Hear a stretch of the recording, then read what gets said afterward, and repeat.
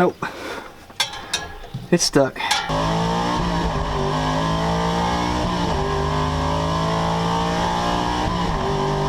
So I could totally be sitting out here all night long pretending I'm shifting gears and driving this thing down the open highway just like in Vanishing Point. And I'd love to do that. And thankfully, with my Cove command speaker, I can easily do that. This thing is super loud. It's got a bass function, so I can really hear the rumble of the engine if I wanted to play some exhaust notes through this thing. Or I can have some really nice open road trip music. Whatever I want to do, Cove command speaker is there for it. And you can play it through your laptop, your tablet, or you can be just as simple as I am and use your cell phone and hook it up to Bluetooth, and that's what I'm doing right here. This thing has a battery life of 8 hours, so I can sit here all night. As long as I want to, I can be making some really cool road trip predictions and what I want to do with it, making plans whatever I want to do. This thing is really handy if you're wanting to work out in the shop and you need some kind of music, and if you have a car that doesn't have a speaker in it or any kind of radio, which I have a lot of, this thing is really handy to throw in the car. So I can use this thing on road trips on any vehicle that I have that does not have a radio. So I highly recommend going and getting this Cove command speaker. I have a link in the description below, and it's also in the pinned comment. Use my discount code McCool and you will get 65% off of this by just using my code. If you use that, you'll be ecstatic with the quality of the sound, and you'll be able to go for 30 feet away from this thing, just let it roll. This thing has some really awesome functions, like a volume on the top. You can change your songs. It's all sorts of great stuff with this little speaker. It's compact, lightweight. You can take it anywhere with you. So again, link in the description below. Discount code is McCool. Check it out.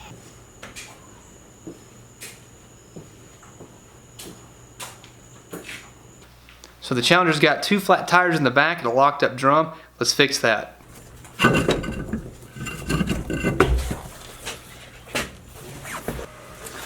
Show you my technique for busting up these old drum brakes when they're stuck. So this thing wouldn't wobble before. So take a good old hammer.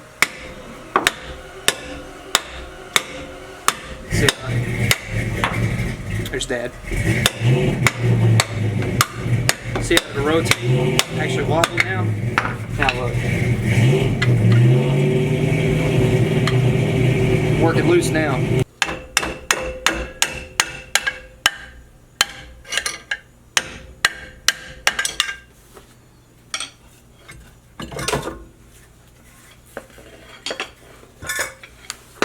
Ooh, no pad. And it spins. Stole the spare out of my 72 Dart Swinger. This is like a 15 by 6 maybe. 195 60 15. So it's a baby tire.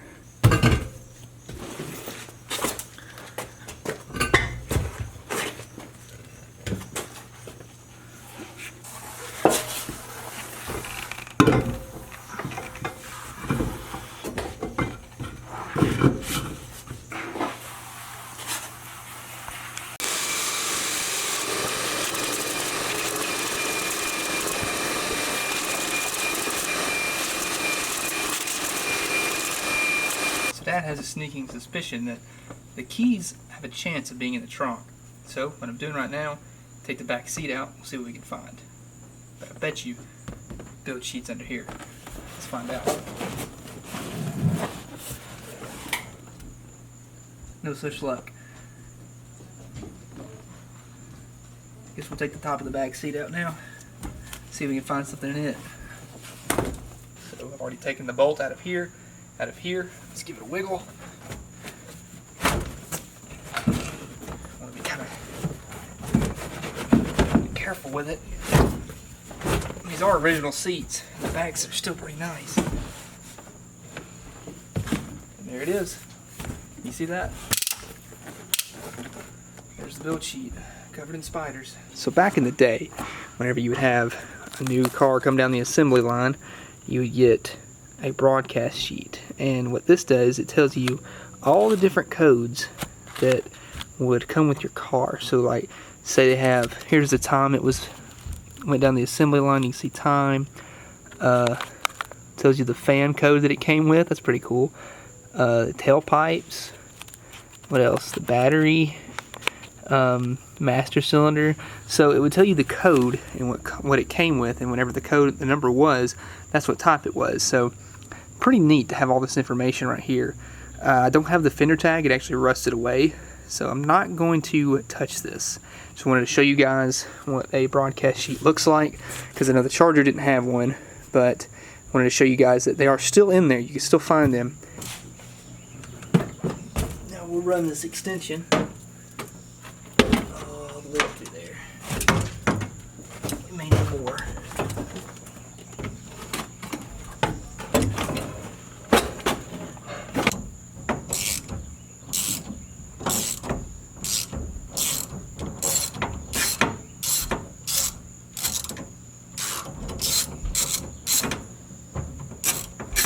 Here's the tricky part. Make sure you don't lose your extensions.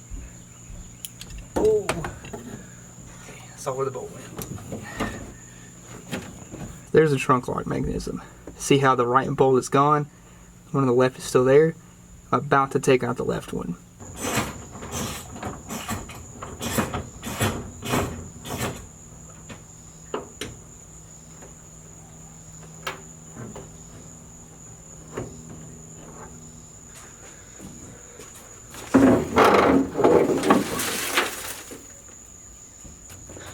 So far, we've got this ignition cylinder laying here, so that's kind of weird.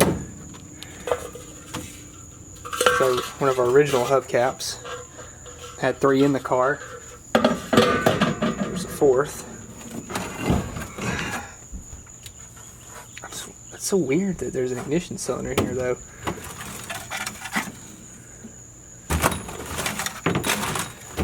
Still no keys. The floor is pretty shot, unfortunately. But looking up from under the car, the extensions are still pretty good. Something weird about this car that was one of the only options that it came with, besides the rally gauge cluster, was this rear window defroster. That's pretty rare, especially around here. There's really no reason for it, but guy ordered it new and he wanted it. So you can see, looks like it's all pretty much there. Just took one of the factory speaker holes, which is why it's got speakers up top. So, pretty interesting. So to prevent this from happening again, just take out the trunk lock and leave it out. Just lay it on the floor of the trunk so we can hang on to it. Though if we get new keys, we'll be able to use it. But that's okay. So now we can disengage you with a screwdriver. We'll bolt it back on. The trunk will latch. We'll do that later. Check out that factory color though. It was really pretty back in the day. Some rust in it. Oh well. Well, the unfortunate part is I did not find the keys. So, what I've decided to do, we'll pop the steering wheel off and we'll tear it down to the ignition lock cylinder and we'll just disengage it. That way I can just kind of route the ignition switch outside of the column. We can still activate it and we'll be able to steer the wheel. That's really the biggest problem right now, because I want to be able to make this thing to where it can roll. That way I can push it in and out of the shop, because it'll roll pretty easily. It just had those 2 wheels locked up, and then the steering column does not want to steer. So that's what we're going to do with this one. We'll just pop this steering wheel off.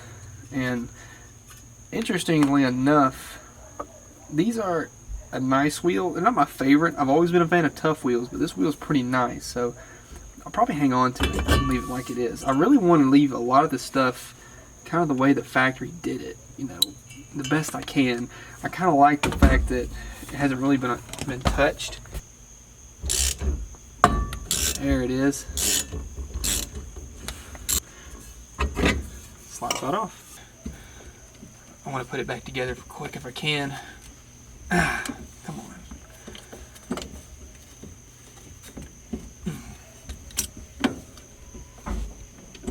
There we go. Check out what we can do now.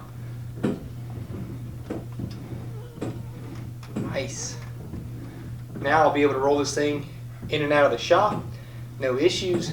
We'll work on it when we can. That's the biggest battle, is to be able to have this thing move under its own power. But at least I can move it under my power now. Alright, so what you see here, as I mentioned in the last video, if you haven't watched it, go check it out. It's in the top right now. Anyway, this is a 318 two-barrel. This is, from what I understand, the original engine. I highly doubt it's ever been touched. And unfortunately, we will not be able to make this thing start because of the lack of spinability. And by that, I mean it will not spin over. No matter how much pressure you put on the crank to make it turn over, it will not turn. Filled up all the cylinders with automatic transmission fluid and Marvel Mystery Oil, and it's been sitting like that for a month. Still won't move. So I really don't know what else to do besides pull it out. And you could actually go through this engine and fix it, but I've got so many 318s out in the barn that we could actually make this thing work. The shame of it is, rockers look just about brand new. You can see there, they look pretty much untouched. I mean, they're so clean. They changed the oil, it looks like, and I hate that that never survived. It's just not gonna happen, and we can reuse some stuff on it for sure. I'm sure it's a low mile engine, but the problem is we just don't have the capability to make this engine run the way it sits. Regardless, it's really gonna have to come out. If we actually want to keep this thing running safely, you'd really need to pull it out. So what we'll do is go ahead and do that. Like I said, I've got so many 318s we could replace it with, and then whenever we pull this thing, I'll actually let you guys take a look on the inside and we can find what the problem was. Because I really don't think it's a stuck valve. I have a really good feeling that it's a ring in the cylinder wall that just fused together.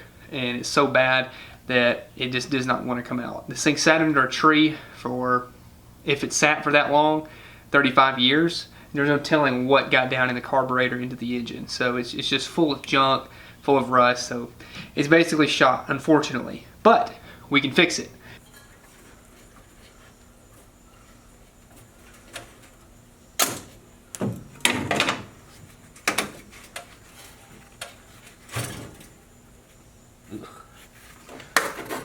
Nasty.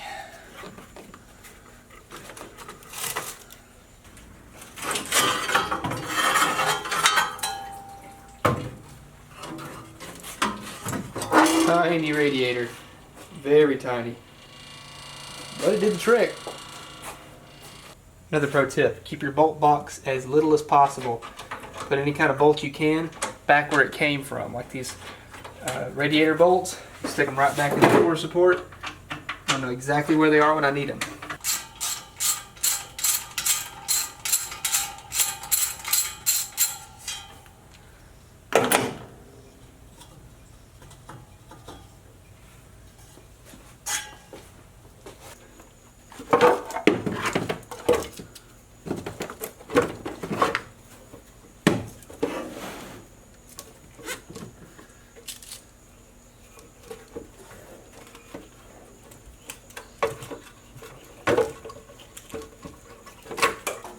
Whoops.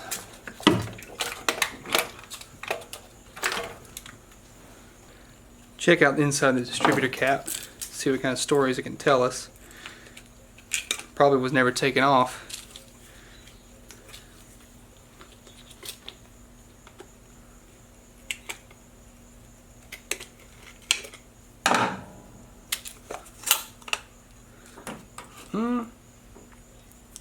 Cap doesn't look too bad.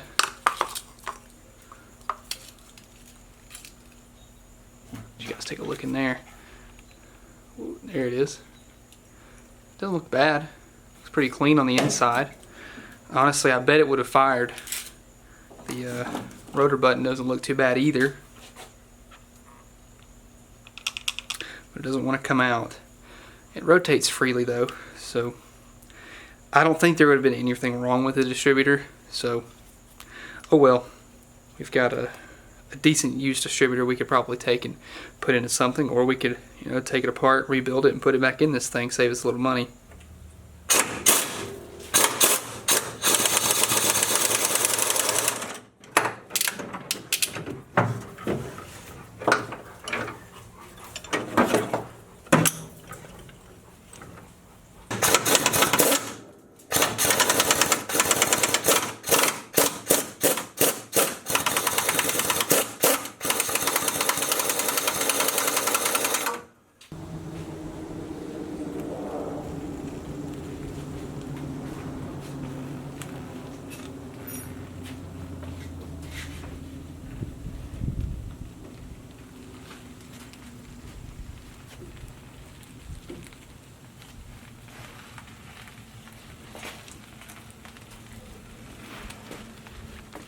Rolls pretty easy when the wheels aren't stuck.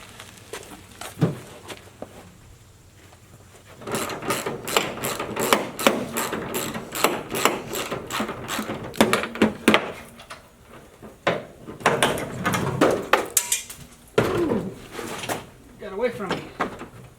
It's alright. Take it off this way.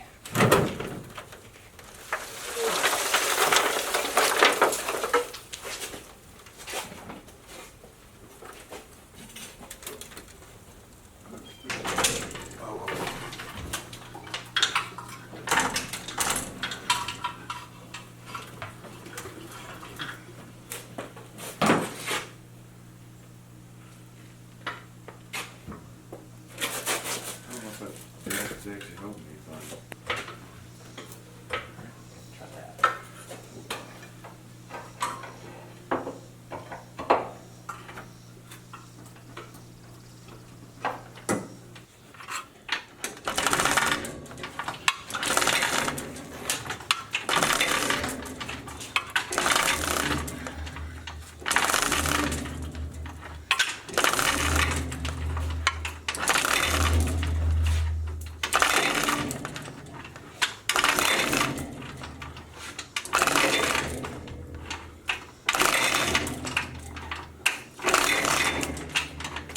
Hose there, just put it over the top.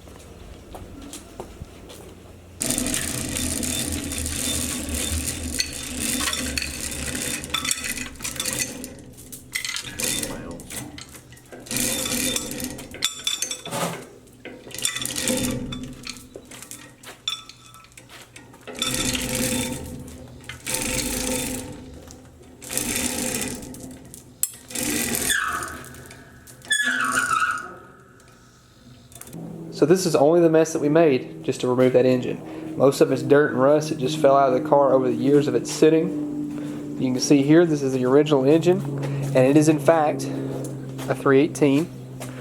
And I can tell you the year of it, and then it's actually an original engine.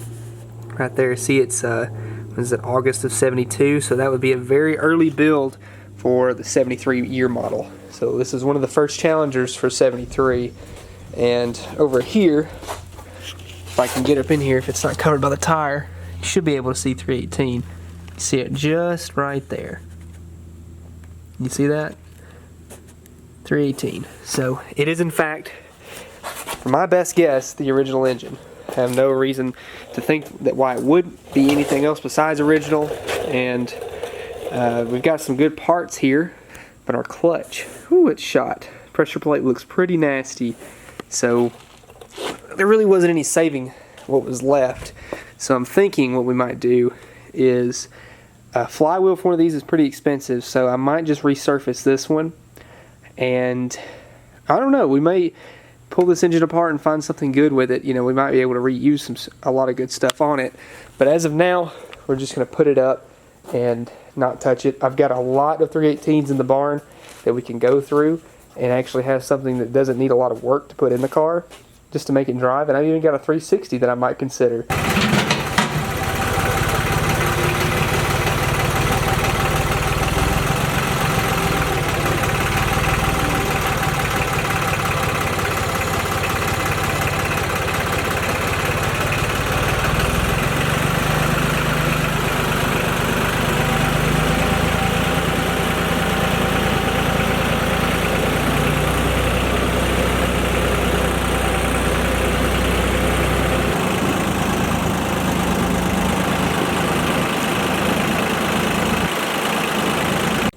So on the car itself, we push it over here. What we're going to do is actually take and pressure wash under the hood, clean all this grease and dirt and rust out from under here, all these leaves that are packed up. want to get rid of all that so it looks nice whenever we actually go to put the new engine in. See all that grease and rust that's built up and all this? That's all going to have to come out, so we might as well make it clean while we can. You know, clean up all the paint, make it look a little bit more decent under the hood. Take a good look of everything before I start. I sprayed some degreaser on a lot of these heavier parts. Main thing I really want to hit, right here on these tie rod ends, I really want to clean those up, because that's where I'm going to be working here in the near future. You know, clean up the steering box and, you know, do all this kind of stuff and just make it look a lot more manageable.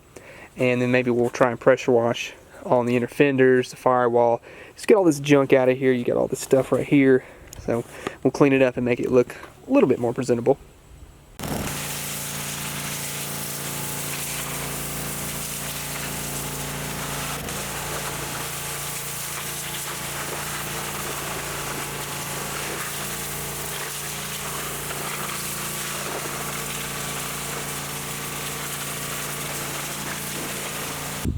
Engine bay is looking a lot cleaner now, and I took a few things off of the firewall and the inner fender here. You can see I took off the charcoal canister for the emissions and then removed the washer bottle because it was actually busted on the bottom. So it's actually cleaning up a lot, and I'm liking the way that it looks. So I guess the next biggest step we need to tackle is really starting to tear into this front suspension, because I don't want to drop in our engine before we get into it, but I want to show you really quick what the engine will be. So what we have here is a 360. It's a stock cast iron block that's been bored 40 over. We have Keith Black Hyper Eutectic pistons, and check out that. All the compressions right there, boys. We got 2 valve reliefs in it, and worked out, I think, with a stock cast iron head. We can probably manage about 9.5 to 1 that any work done to the combustion chamber, and we might even get, you know, a smaller combustion chamber head, something that's been milled, or even a thinner head gasket one. We can bump that up just a little bit. But right now, this thing looks amazing. The block's been done, all the machine work is done. It's got new rings, new pistons. Everything's just been reworked and redone. All new bearings and brass freeze plugs in the block. But like I said, they really did a good job of cleaning up everything and making it look nice. I bought it last year at a car show, and then I just let it sit because I didn't know what to put it in. But then all of a sudden the Challenger popped up, and that means that we need to put it in there. Now what that will entail, being that the 318 is internally balanced and the 360 is externally balanced, we will need to find a 360 balancer for external balance, and then a 360 10.5 inch flywheel for external balance, because like I said, the 318 will be internally balanced, and that will be our differences, so we'll have to make that work. But I believe there's a 10.5 360 flywheel laying around here somewhere, surely enough, and I can find a balancer so we can make everything work. But this thing is going to be really nice. I don't want it to be ridiculous, you know. It's going to be a nice engine, a good little small block, and these lightweight pistons are going to make the world of difference with it. So it's going to be really awesome and have all this done. So I'm not into this engine a lot. I think I paid $500 for it because the guy was just trying to get rid of everything, and the engine is just, like I said, all it needs to be is have something put in it. You know, it needs to have heads, intake, all the front accessories, and just throw it in a car. That's really all we need. But this engine is going to look sick. It's going to perform really well, and, you know, still not break the bank. That's the best part about it. Sometimes you just got to sneak up on a deal like this. So that's the engine that's going to go in the Challenger. And that's going to do it for today's video, guys. I really hope you enjoyed this one. It was a lot of fun. We got a lot done. We got the trunk open by pulling out the back seat. We found that build sheet in the process. We got all of our wheels rolling, and we were able to turn and move the vehicle freely inside and out of the shop. We then were able to pull our engine and get everything sorted out. And we're going to start working our way in the opposite direction, hopefully here soon in the next video, whenever we tear into the front suspension. And we eventually will tear into that 318 and figure out what went wrong as to why it would not turn over. So again, guys, thank you so much for watching. If you liked the video, please leave a like down below. If you have any questions for me, feel free to leave a comment. You can also ask me a question by you sending it to my email at the very end of the video. You can also send in your submission for a project at the end of the video to that same email, Order your t-shirts and your stickers, guys. Thank you so much for watching. I really hope you enjoyed watching the progress in the Challenger. And next week, we're really going to start diving deep into the front suspension and totally upgrading it and updating it and making it the best that we can. But first, we got to tear it apart, and that's going to be the fun stuff right there. So thanks again, guys. Go check out your Cove Command speaker. Use the discount code McCool, and you will get 65% off. I highly recommend this speaker. Sounds great, and it's also fun on long road trips when you don't have a radio. So that's all I got for today, guys. Thank you so much. Stay tuned for the next one. I'll see you then.